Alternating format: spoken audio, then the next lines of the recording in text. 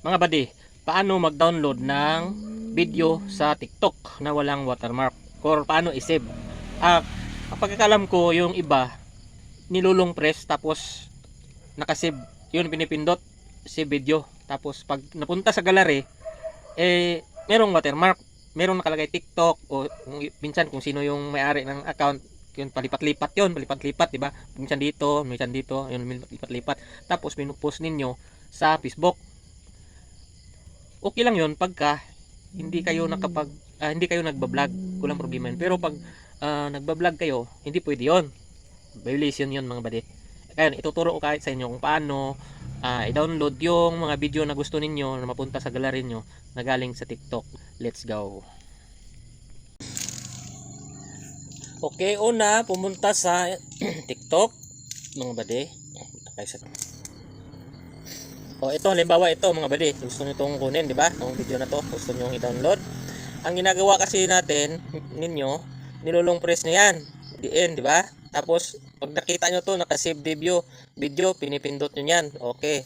Okay din naman yan, nasi-save yan, pero merong lumalabas na watermark ng TikTok. Yung sinabi ko, palipat nandun sa video, may TikTok. Malalaman na galing sa TikTok.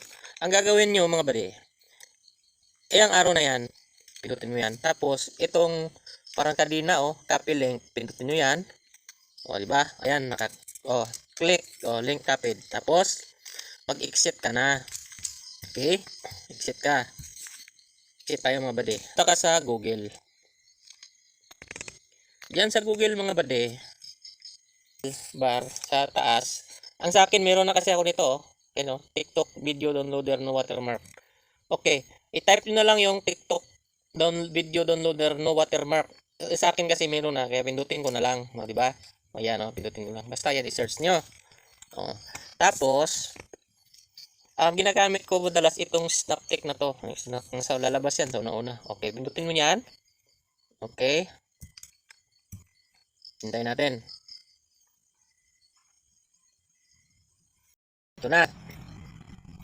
Tapos, pag mayroong mga ganito, may ads, i-kiss mo na lang yan doon sa paste TikTok link here. Ayan.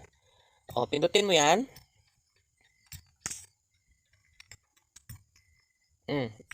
Ayan, lumabas yung link dito sa baba. Minsan nawawala yan, itong link na to. Pero, sakaling meron, ayan, pindutin nyo itong link na nandito na, yung galing sa TikTok. Ayan, diba? Nandun na, lumipat na. Tapos, pindutin nyo itong download. Yo, andito na si Roldan. At hintayin. May dalang kwento, mga kwentong puno ng saya at swerte. Ito na ang bagong awitin para sa iyo. Huwag ayan na. i-follow si Papa Sweet. Yung ida-download mo, Lechon Manok Griller, diba? Download video ito sa taas. Mga pangarap hinahabol sabay ang musika. Hintayin lang natin. Okay. Tapos, download. Pindutin ulit download. Ayan na. Downloading file details. Pag mayroong mga ads dito lalabas, minsan, i-X mo lang. Hintayin mo.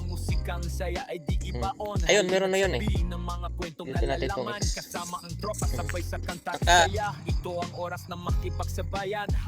So, ayan. So, makikita mo mayroong downloaded. Pinutin mo yung open. Okay. Wala. Okay. Sige lang. Punta ka na lang ngayon sa gallery. Okay, punta ka sa gallery.